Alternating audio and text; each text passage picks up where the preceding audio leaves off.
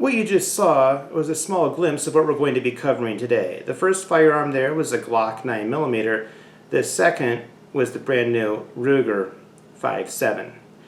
Now, in the early 1980s, Glock introduced its Glock 17, and when it did so, the landscape of the handgun world changed forever. Earlier this year, something similar happened. Ruger introduced its new 5.7, and the handgun world is changing as we speak.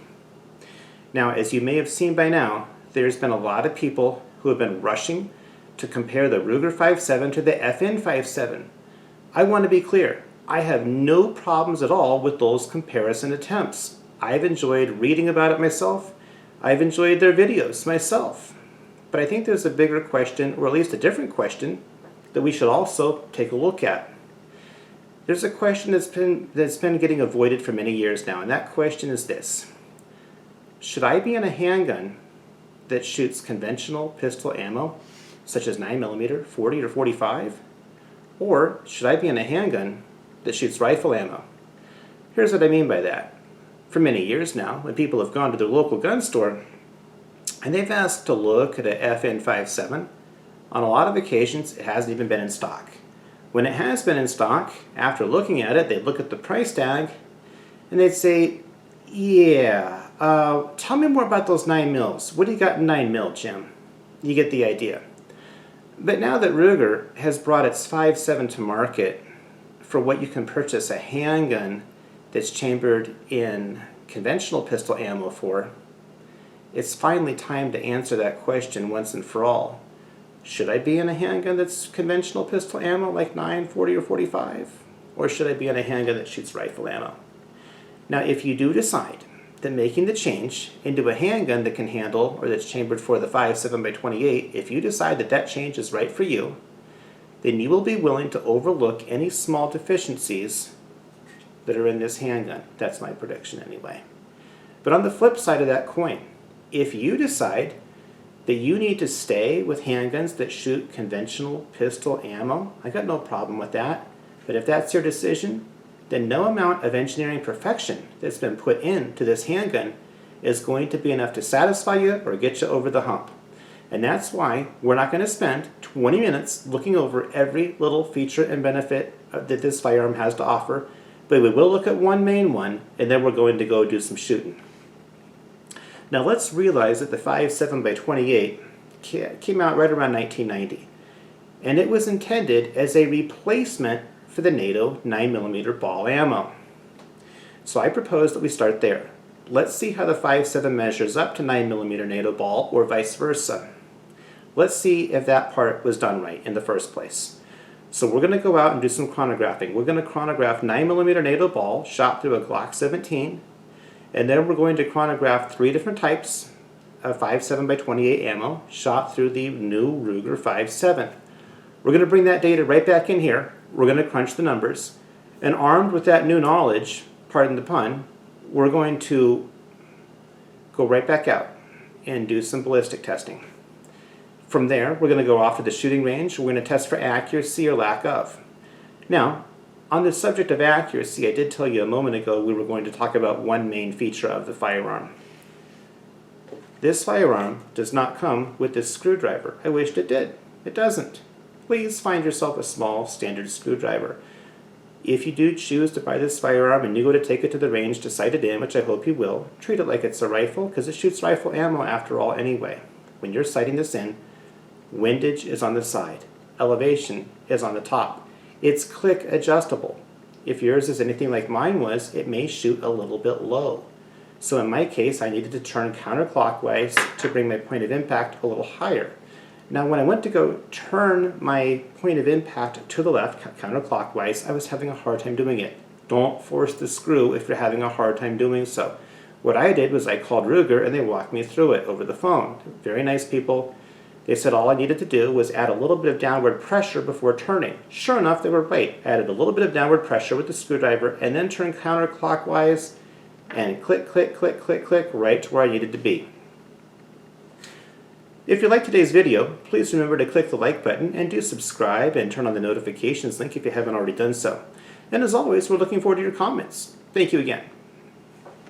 Getting ready to shoot 9mm NATO ball ammo, 124 grain, from a Glock 17.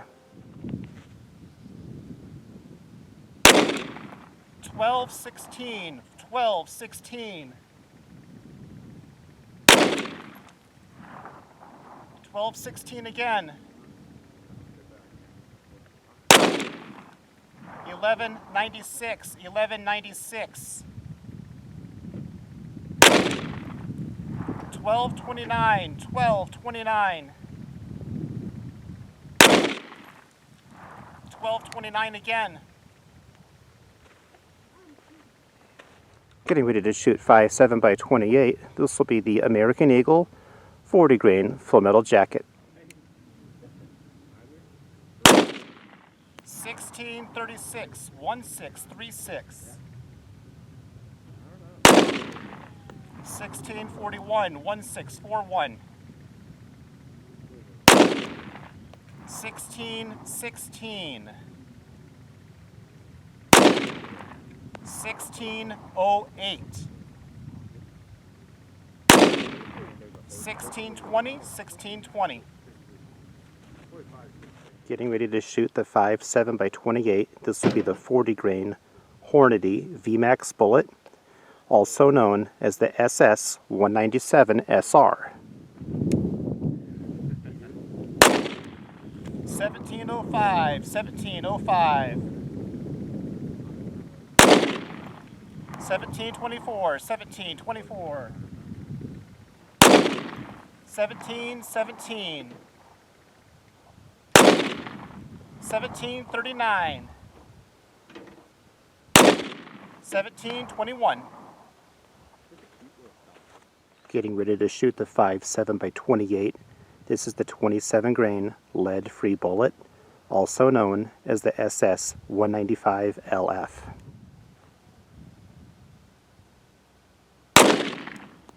2128, 2128.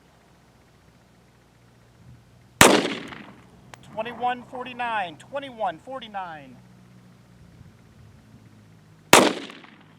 2130, 2130. 2134, 2134. 2129, 2129. All right, well, what have we learned so far? So far, we've learned that the 9mm NATO 124 grain ball ammo, when it's fired from a full-size handgun such as the Glock 17, we've learned that it will give you speed numbers on average 12-17 feet per second, which will deliver about 408 foot-pounds of energy. We've also learned that if you're going to switch over to the 5.7 by 28, that the 40 grain full metal jacket by American Eagle, every shot fired was comfortably above 1600 feet per second. The average 1624. Energy numbers 234 foot-pounds worth of energy. Now you do get a little bit better energy numbers and speed numbers when you move into the SS-197 SR. That 40 grain blue tip VMAX bullet, every shot fired was a little bit above 1700 feet per second. 1721 feet per second was the average. Your energy numbers are up 263 foot-pounds worth of energy. When you move into the SS-195 lead-free hollow point, which is a 27 grain bullet, every shot fired was comfortably above 2100 feet per second. Your average speed there 2134. Energy numbers are up slightly, 273 foot-pounds worth of energy. Now, proponents of conventional pistol ammo, in this case the 9mm, they will be quick to point out to you the obvious. See, the 9mm NATO has 49% more energy than even the best 5.7 by 28, so why bother to make any changes?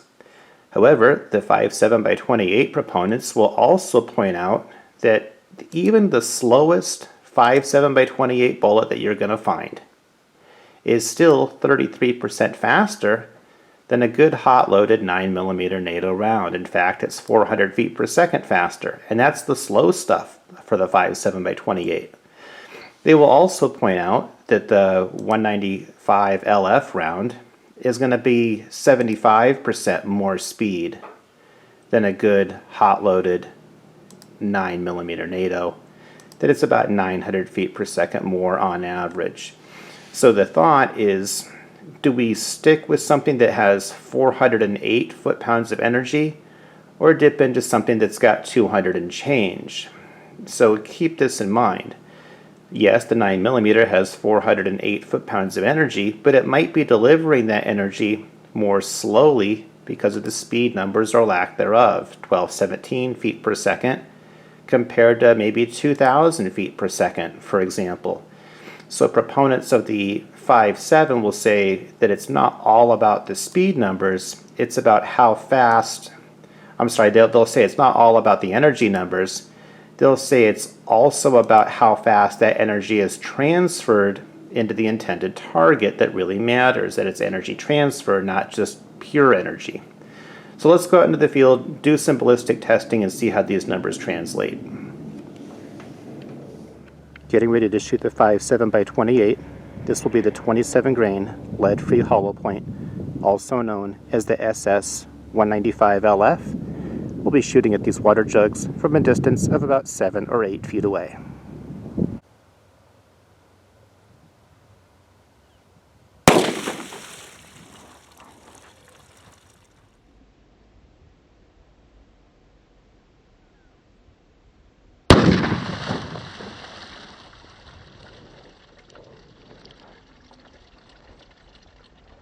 Walking up right now to the water jugs that were just hit with the 5.7 by 28, the 27 grain hollow point lead free. First water jug, where'd we hit that? Hit him pretty close to dead center. Hit him, looks like right about there. As you can see, it blew out the back pretty good. Went in right here to the second water jug. I believe it came out right there on the second water jug. It did not hit the third water jug from what I can tell. It got it wet, but it didn't hit it. And it seems like it went into the fourth water jug right about there. We'll see if we can open that up and see if we can find any bullet remnants in there in a moment here. Okay, so I was able to recover more than just remnants of that bullet. Here's the 27 grain hollow point that I pulled out of the water jugs. You can see here's what it starts off as right here. And here is what it finishes as right here. So it looks like the bullet probably had 100% weight retention, obviously. It did not open up. But nevertheless, the tumbling action of that bullet seemed to do an interesting job on the water jugs for sure. And then this is the bullet that we just shot there. Getting ready to shoot the 5.7 by 28. This will be the 40 grain Hornady VMAX bullet, also known as the SS-197SR.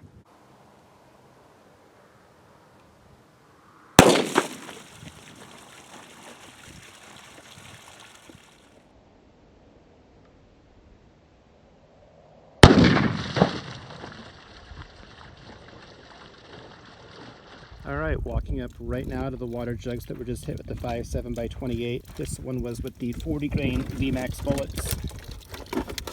As you can see, it did a pretty good job on that first water jug there. Then it went into the second water jug right here toward the bottom. And actually, it looks like it came out or went into this water jug right here, I think. It may be in that third water jug. We'll take a look. Yeah, there looks like there's remnants of it down in there. We'll see what that looks like in a moment here. Okay, so here's the SS-197SR. It's a 40 grain bullet. That's what it starts off as. This is what I just recovered from the third water jug moments ago. As you can see, it probably is not 100% bullet retention. We could safely say maybe 40% of the bullet is still left. That was all I could find of it. Recovered from the third water jug.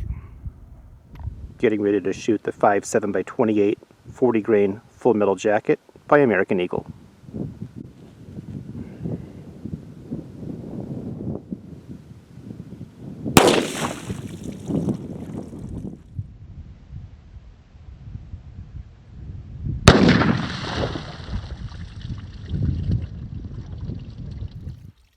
Walking up right now to the water jugs that were just hit with 5.7 by 28 with a 40 grain full metal jacket round. This was where we hit it a little bit low on our opening shot. It came out right there. Now the second water jug in line, that was in line, got hit pretty good. I'm guessing the bullet was tumbling when it went through there because that got blown up a lot worse than the first one did. So let's come back around here. The third water jug, maybe it looks like it just grazed the bottom of it. Fourth water jug, looks like it slid it open pretty good at the bottom again. And then on the last water jug, looks like it just kind of went right through there. And it looks like it went right out the back. I don't think that we're going to be recovering any of that bullet unless somehow it may have fragmented and gone into this last water jug, which is doubtful, but you never know. We'll find out here if I can turn this thing. Hands are all wet, hold on. Okay, back with you. All right, so it looks like no fragments of that bullet are in that last water jug. I think it just went right through all of those. Getting ready to shoot 9mm 124 grain full metal jacket NATO round.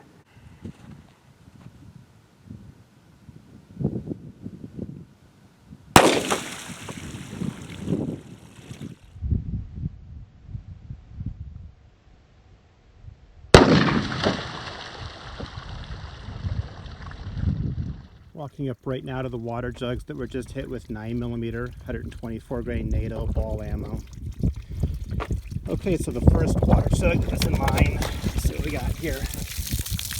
Okay, so you can kind of see where we hit it, right smack dab in the middle. The second water jug, that's the back side of it. That's the entrance, so it really did the damage on water jug number 2. Water jug number 3 still had some pretty good exit damage right there. Water jug number 4 looks like it just kind of grazed the bottom, and it looks like it probably is going to be not recovered today. All right, so we're shooting the 5.7. We're just shooting that 40 grain stuff straight today. down the center of the. Let's see how we did from 15 feet. 15 feet, 3 shots pretty much touching each other.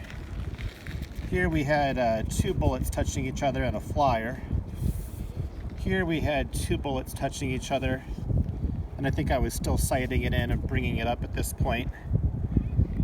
Early on, 3 bullets touching each other just about at 15 feet. All right, this is the stuff we were shooting at 15 feet. Ruger 5.7. All right, this target right here was the blue tip 40 grain stuff. This one right here was the 27 grain stuff. This was the 40 grain American Eagle. This was also 40 grain American Eagle. Okay, this is from 30 feet. This is the 40 grain blue tip ammo, the sporting ammo. This is the 27 grain ammo, that same distance. You can see how it started to really open up on the grouping compared to the 40 grain. Okay, this is at 45 feet. This is the sporting round. I believe it's the SS-197. I'll have to double check my facts on that, but it's the 40 grain blue tip bullets by FN. That's 45 feet. This is also 45 feet with the FN ammo. I think it's the 195. It's the 27 grain hollow point. You can kind of see how that's kind of opening up there, that 27 grain stuff. So again, this pistol has adjustable sights. You may want to sight it in for your favorite ammo type and then just stick with that ammo type once you're sighted in and once you know what you want to do. Okay, we're shooting at 45 feet. This is the 27 grain hollow point by FN. I believe it's the SS-195. 1, 2, and then had a flyer. All I've done here is I've turned the dial down because I felt like I was shooting a little high with it. So I brought the dial down one click. That seemed to help a little bit, but I still had a flyer there with that 27 grain. For comparison's sake, this is NATO ball ammo, 124 grain NATO ball, shot from a Glock 17 at 45 feet.